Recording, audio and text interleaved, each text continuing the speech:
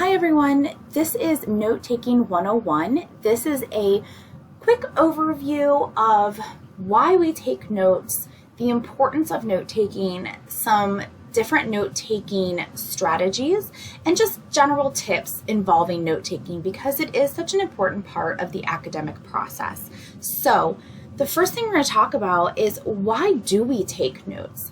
So we know that sometimes note-taking is expected, and depending on your preference for learning, if you're an audio learner, a visual learner, and so on, note-taking could become pretty integral to your learning. But in general, note-taking is really important because it supports active listening. If you are taking notes and you know you are listening for certain keywords or questions that you have and you want those answers, it's going to have you listening more actively. You're not just zoning out, which I know we can all be a little guilty of at times. It enhances the retention of the material. So there is a connection between reading, writing, and memory. And so if you are writing your notes or even taking note-taking apps, then it is going to enhance your ability to retain the information, remember it, and then hopefully later apply it. In doing so, it is helping you create a study guide. So if you're taking notes on a certain chapter or a concept, you can then create a study guide from those notes. In addition to supporting active listening, note-taking promotes active learning. If you are taking notes, you are more likely to be listening, but also to be possibly asking questions, answering questions, going back into your notes and finding answers, just interacting with the lecturer or the text more engaging than if you were not taking notes. It can increase your focus. A good thing to do for reading and note-taking is to set a goal before you read or note-take and say, hey, at the end of this session or at the end of this class period, I would like to understand 5 key terms, or I would like to understand the main idea of this selection. And therefore you have a purpose and your focus is more on what you are trying to gain from that lecture or from that text material. And it also gives you a sense of what the speaker thinks is important. So if you're sitting in a classroom or listening to a lecture, then you can kind of pick up on the details or the main ideas that the speaker really wants to emphasize. So what I like to start with is a note-taking self-assessment. And there is a link here, but I'm also going to just pull this up and I'm going to walk you through it. This is very informal, and so I encourage you to just get a scrap piece of paper out and jot down your answers. There's 10 questions, and you're just answering yes or no. And this is going to just give us a general idea of where you are with your note-taking as of now. So question 1, do you have a note-taking strategy? So again, just jot down yes or no.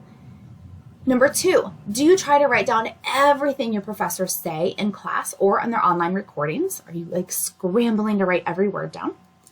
Number 3, do you try to pull out the main ideas from lectures and texts? Do you try to get like the gist or the main concepts? Number 4, do you wait at least 24 hours to review and edit your notes after class? So you take your notes, but then you go back to them around the 24-hour point and fill in gaps or see if there's something that you missed. Number 5, are you able to read and understand your notes when you use them to study? I guess, can you even read your handwriting, or do you understand your shorthand, or are you understanding what you wrote and why you wrote it? Number 6, do you find that you are missing information in your notes when studying? Are there gaps? Number 7, do you preview course material before class, such as if you know chapter 1 is being lectured on Monday, do you read that chapter over the weekend in preparation? Number 8, do you rely on more visual or audio strengths instead of taking notes? Like for instance, do you just listen to recordings or look at slides and that's how you kind of retain the information? Number 9, have you tried different note-taking methods? Have you played around with different strategies to see what works best? And then number 10, do you rely on other sources of information other than taking your own notes? So do you perhaps reread or talk about it with someone? So after you've answered yes or no to those 10 questions, again, you can pause the screen and really look at these questions to give you a chance to answer them all. You're just going to give yourself a real quick informal score. So if you answered yes to all the odd numbers, 1, 3, 5, 7, 9, if you answered yes, just give yourself a point. If you answered no to each of the even questions, 2, 4, 6, 8, 10, also give yourself a point. So you're going to get a score, and I'll leave the scoring guidelines right there, you're going to get a score out of 10. The higher your score, it means the better note-taking habits you already have in place. And the lower your score means you have some room for improvement. And so I want you to kind of look to see what you're doing out of these things and maybe what you should be doing. We're going to talk about them here. All right, so that's just kind of a place to see where are you with your note-taking. Now, let's go through the process, because when we take notes, it should not start when you sit down in the class or when you sit down to listen to the lecture. There are things you should do to preface your note-taking. So here are some things that you should think about. Review your notes from your previous class session. So let's say you have a Monday, Wednesday class. So you come in on Wednesday, should have ahead of time just looked through your notes from Monday just to refresh your memory on what you talked about and maybe give you an idea of what's going to be covered. And it really sets that foundation of understanding. It activates that prior knowledge. You want to review the syllabus so you know what's covered. Just like you want to know when a project or a test is coming up, you also want to know when chapters are going to be covered so that you can, this is a good reading strategy, read the chapter beforehand. So as I said a few minutes ago, if you know chapter 1 is being lectured over on Monday, ideally you should read that chapter before Monday. You should go through, read it at the very least, take notes if you want to, but that way it helps you focus on when you get to the classroom or when you sit down to listen to the lecture, you know kind of what questions to ask, what you understood, what you didn't understand, and it really does just enhance your overall comprehension if you're spending time before the lecture to prepare to take notes, to prepare to ask or answer questions. And then you want to preview and look over reading material that will be covered, and that is similar to what I just said, like reviewing the syllabus, so that way you just know what's coming up. You know what you're going to focus on, and you can kind of compare what the textbook talked about to what maybe the instructor focuses on. Maybe the instructor focuses on just the one section of that chapter. It just allows you to really have that good foundation, the prior knowledge set, so that you can have more focused note-taking. Some other things, and this might seem like common sense, but sometimes we forget, or sometimes we just maybe don't think ahead enough. We want to make sure we have all the materials we need. So that could mean the textbook, notebook, paper, pens, pencils, highlighters, whatever that looks like. Just a reminder to always come to a class prepared to take notes. You want to sit near the front. I know that's not always comfortable, but here at Stark State, our classrooms are fairly small anyway, around 20 students. So sitting near the front, though, does allow you to, as the next bullet point says, also focus on the speaker. It allows you to make good eye contact. It helps eliminate distractions because you are right there close to where the speaker is, and you can hopefully focus your attention on what's happening through their lecture, on the board, whatever that might be. So there's a lot of reasons why sitting near the front of the room are helpful beyond just note-taking purposes. So now you've prepared to take notes. You have your materials, you have done the reading, you've prepared, you've reviewed what you've done ahead of time. How can you take these notes? So in this session, we're just going to talk about 3 note-taking strategies. There are different types, but this one is just going to cover Cornell notes, outlining, and mapping, and when you might use each of these. And you might see that you have used these before or a version of them. The goal of this session is to really just give you some things to think about, some tools to use, and then apply them as needed. So maybe Cornell notes aren't for you, but outlining is. And so sometimes part of the student process is finding what strategies work, as well as, just as importantly, what does not work. So the first strategy, Cornell notes. This is what Cornell notes look like. So, and you can set these up on any type of paper, notebook paper, plain paper. There's a lot going on. You can make it more simple and just have the 2 columns. But what you do is you set up a left column right here, which is going to be a little thinner. And this is where it's going to have, a question, a term, a main idea. And then on the right-hand side, which is a little wider, you're going to answer that question, define that term, go into more detail with that concept. And so it is allowing some simple organization happening here. It also sets up a study guide. If you think about it, if you have all questions over here or terms over here, and then you have the answers or the definitions on this side, you're almost setting up a study guide for yourself as you take notes. It also provides space at the bottom to put the information from the lecture or the text into your own words. We can copy an author all day long in our notes, not in papers, but in our notes. But if it doesn't make sense to you, if it's not in your own words, then it doesn't mean as much. And so taking your notes and taking the text and putting it into your own words to create a summary, to paraphrase what's happening, is a great way to check your understanding. you would use Cornell Notes in a situation in a class where you do have a lot of writing to do. So in your classes where there's just heavy content, there's a lot of maybe terms or questions or things you have to sift through. So I've had students say they use Cornell Notes in like psychology classes. They might use them for certain lectures in their science classes, depending on what's being covered. They may use these in a business class where there's new terms being described or new concepts. So Cornell Notes are really well suited for lots of writing, but in a structured way where you're setting up those two columns. The next method that we'll talk about here is the outline method. And a lot of students are familiar with outlining because of their writing courses or their maybe effective speaking or communication courses, because we do tend to use outlining for those purposes, but it is also a note-taking strategy. And a lot of students aren't aware that it can be used in that format. And so this does highlight relationship among ideas, and you can see that it has, the Roman numerals. This is a more formal one. I have students say they do it less formal with bullet points, and that's okay. But the point is it highlights relationships among ideas. It has this very structured note. It has the Roman numerals with the key idea, and then underneath it, they get a little bit more specific, and it goes down to the most specific pieces of information. And so it creates this hierarchy of information. What's my most important thing? All right. And what's a little bit, under there? It's important, but maybe not quite as important. So it creates this structure. And you don't always have to write incomplete sentences with outlines. These can be phrases or, just real quick captions. But you are using this in classes where you might have to understand the levels of importance to information. If there's lots of leveling going on, you could also use this in classes kind of like Cornell Notes, where there's a lot of writing to take place.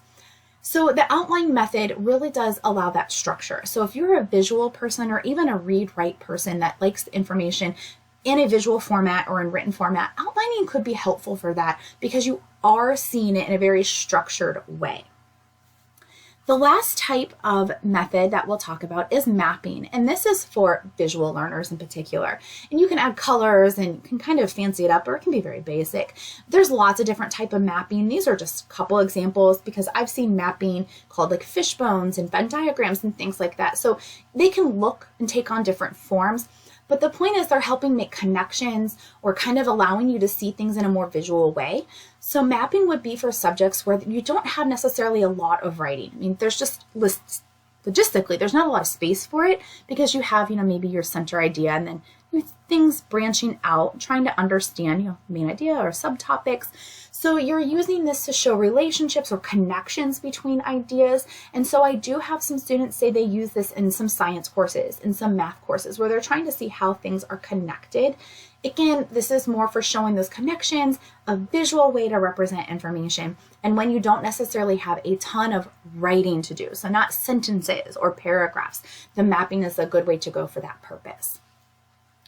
You also could potentially use some note-taking apps. I do have students say, no, they much prefer the hard copy, which again, I will go back to say there is a good connection between reading, writing, learning. But these are some note-taking apps, some ways that you could potentially go in and use these. And these were from 2023, 2024. So I'm sure by the end of this year, we'll have kind of a new list of the top apps. But these are some that if you think note-taking is right for you, you can check out these apps. Most of these have free versions. So now that you've taken the notes, you're done, right? Well, not so much. You spend a lot of time and effort on your notes, in theory, right? We want to make sure that we're putting energy into these. And so you want to go back and revise and add to them as needed. So maybe you find out that you missed some information or you found out new information since your first time taking those notes. You want to go back and maybe just add in some information and then maybe create a practice test from them. So think about the types of questions that can be asked from those notes and create a study material from them, flashcards or a practice test. Go back and have a partner read them through with you. And then you want to review your notes frequently. Within 24 hours, you want to go back and look and see, okay, what was this about? Just kind of making sure you're constantly cementing that information because that's going to help take that information from your short-term memory and convert it to long-term if you're spending time reviewing those notes. Some other reminders with note-taking, something simple but is very helpful is label your notes.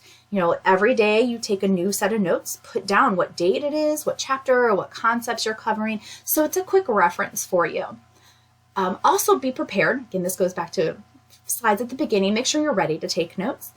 Do not write down everything that is said. That is almost just as ineffective as not taking notes at all. Because if you just write down everything, then nothing's important. Listen for cues when the instructor is talking.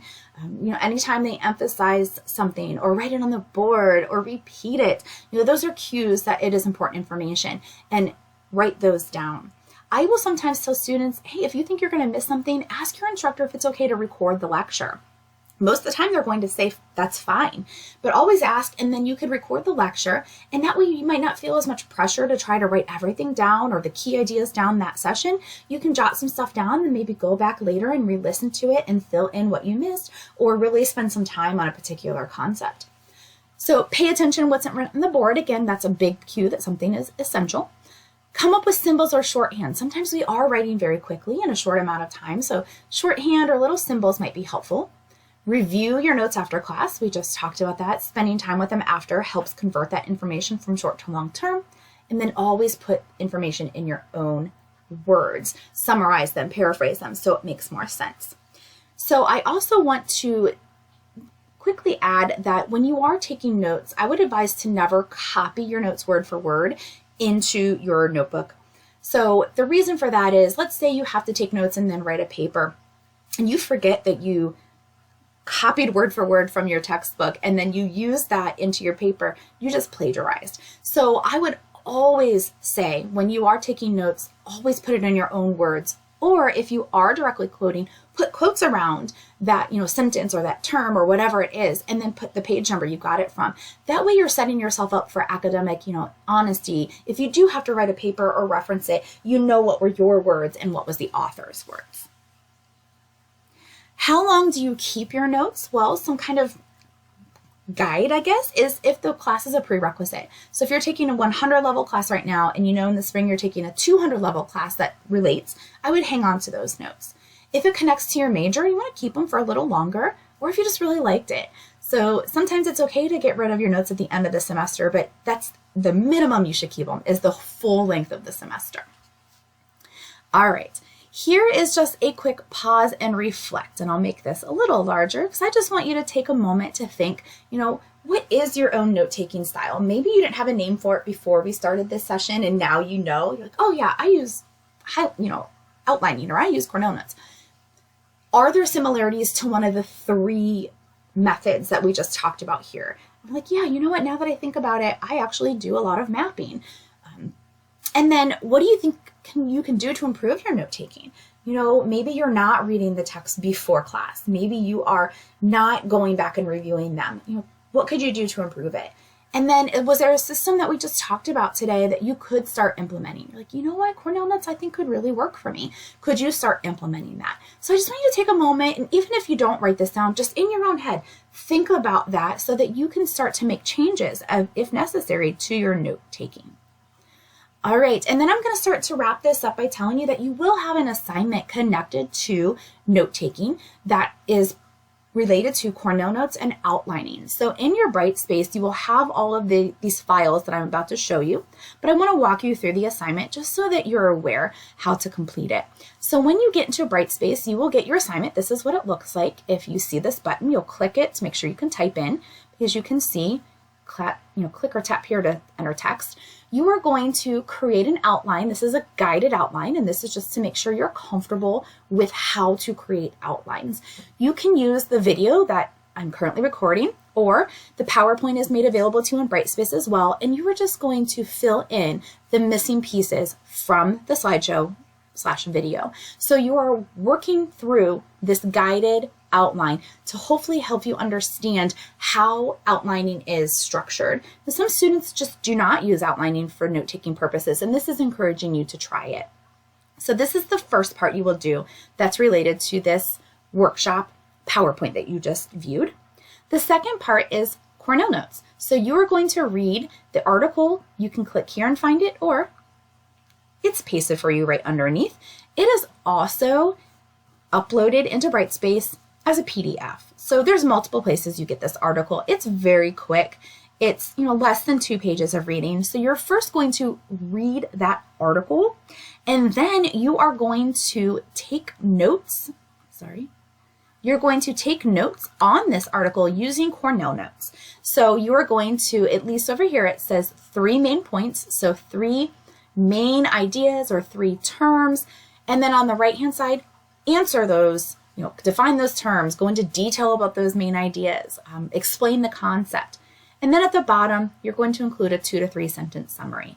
So again, make sure you read that article first because it's based on the content of this article. You are taking notes on this article.